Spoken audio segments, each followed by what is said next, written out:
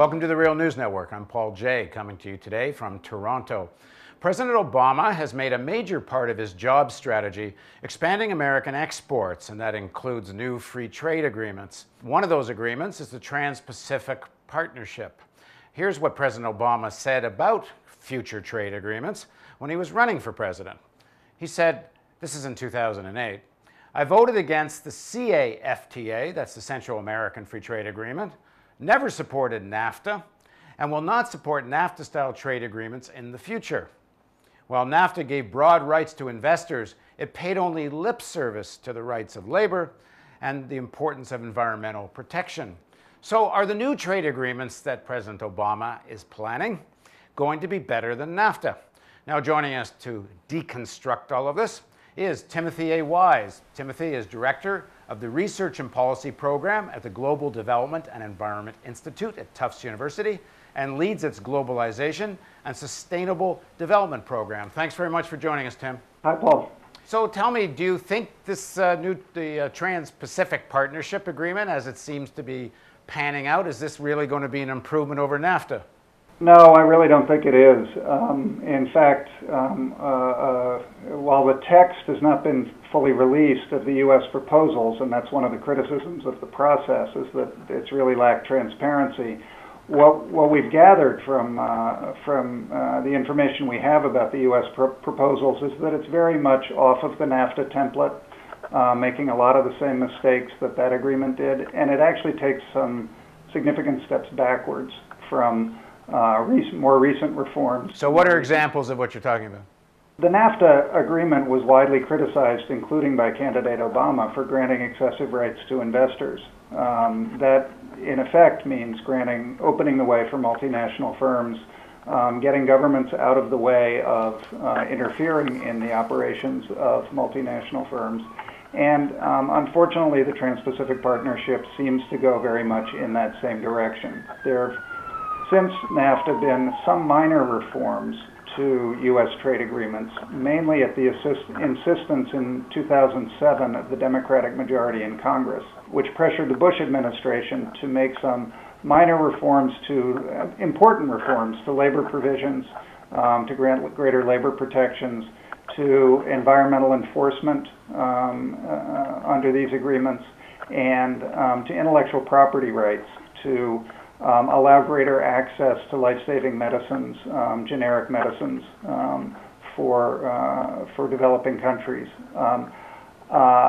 Those are important reforms, but they hardly go deep enough to reform the flaws of NAFTA. Now, one of the big issues that people have been critical about NAFTA, and was supposedly, I think, to be corrected in future agreements, was the ability of multinational companies to sue sovereign governments when sovereign governments are, in theory, trying to defend the interests of their population. How is that going to be dealt with? By all indications, the United States government is taking a very hard line in the Trans-Pacific Partnership negotiations on some of these provisions.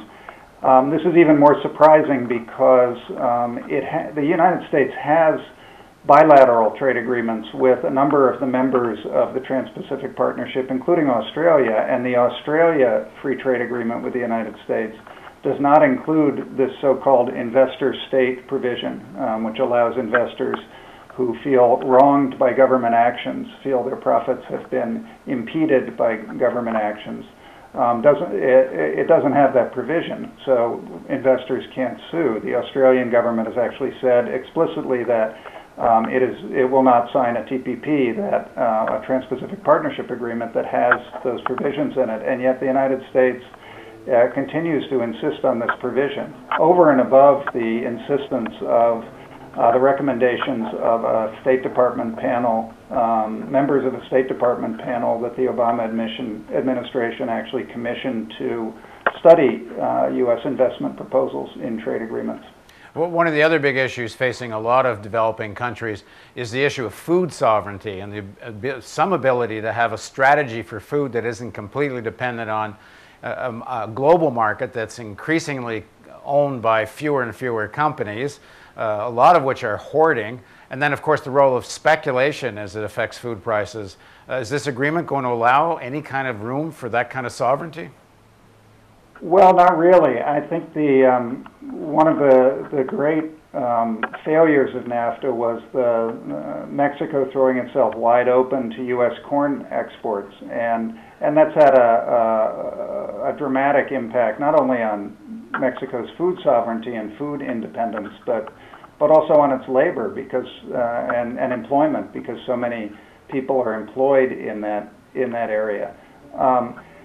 Interestingly, the Korea Agreement, which is, there are also 3 trade agreements that come from the Bush era that have been reformed in minor ways and which the Obama administration is now pushing heavily, the agreement with Korea, with Colombia, and with Panama. Those are expected to come up in very soon in Congress. Interestingly, the Korea Agreement does not open up the rice market at the insistence of the Korean government. I would have loved to have seen the Obama administration reflecting a position that understood what is now widely understood, even in the World Trade Organization, that food crops live in their own special category, and some need special protection if they have a particularly important role in food security or in rural livelihoods. But there's no such flexibility suggested by the Obama administration's position in these negotiations. The other issue that seems to be very contentious is the ability of countries to control speculative flows of capital. What is this issue, and how is this being dealt with by American policy?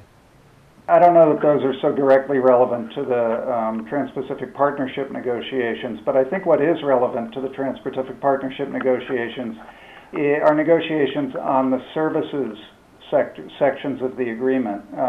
This is a liberalization of services and investment that essentially opens the door for U.S. financial firms to operate more freely in these countries.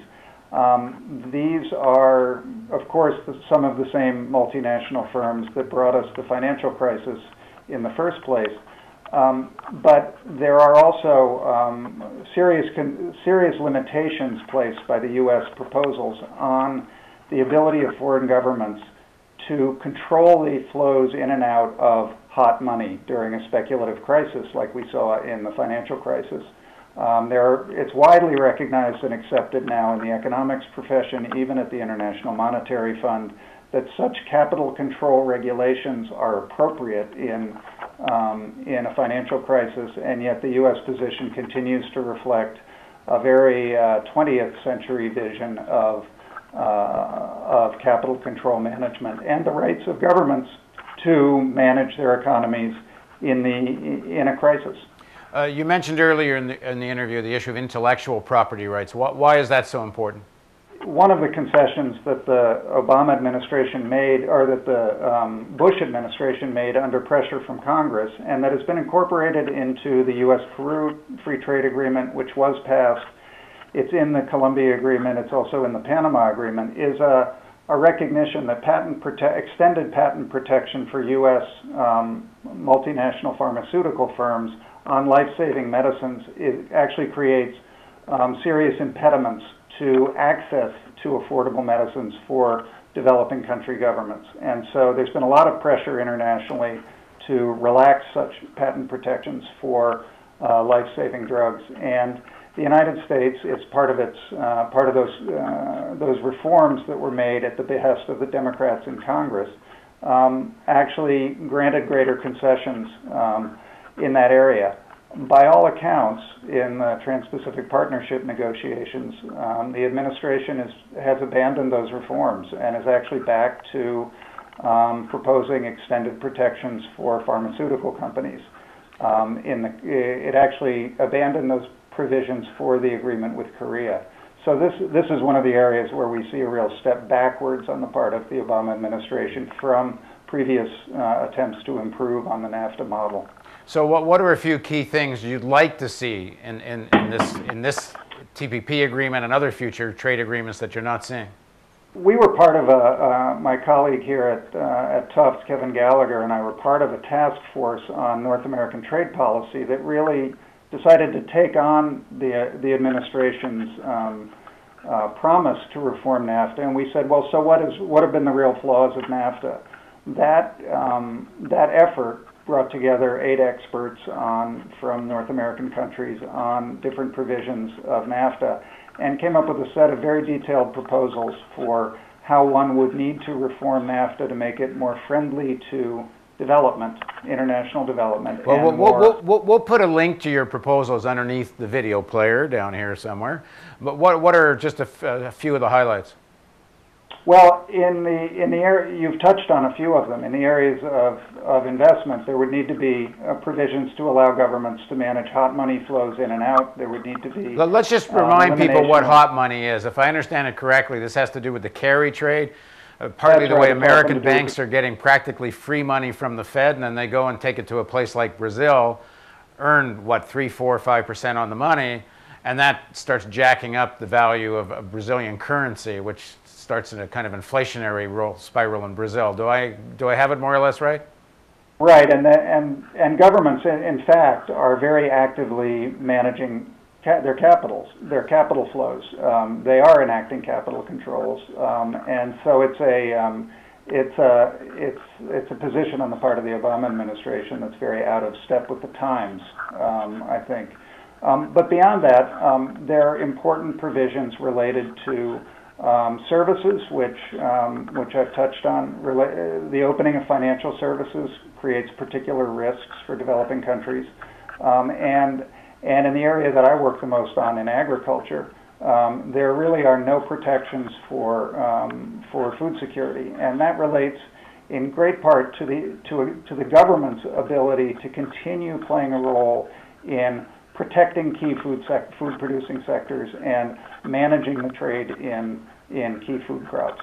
So this would mean not, for example, Mexico having to open up its agriculture to American cheap corn. They could, in theory, you're saying the country should have the right to protect their own agricultural base.